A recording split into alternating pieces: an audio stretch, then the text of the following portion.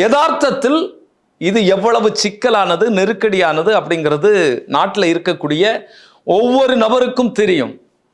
இருந்த போதிலும் விடாப்பிடியாக இதை செய்து கொண்டிருக்கிறது.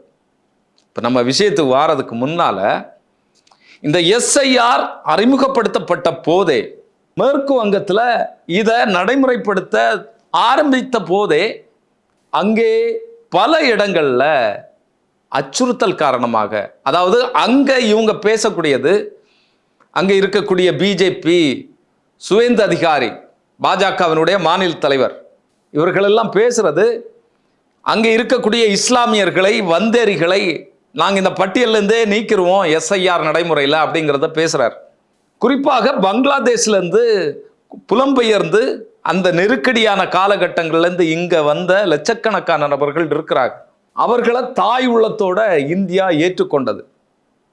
ஆனால் இன்னைக்கு தங்களுடைய அரசியல் ஆதாயத்திற்காக, தங்களுடைய இந்த மதவாத சிந்தனையினுடைய அடிப்படையில் இங்கே என்னெல்லாம் வேலைகள்லாம் செஞ்சுட்டு இருக்கிறாங்களோ அந்த வேலையினுடைய தொடர்ச்சியாக இந்துக்களை மட்டும் நாங்கள் இந்த எஸ்ஐஆரில் சேர்த்துக்குவோம்,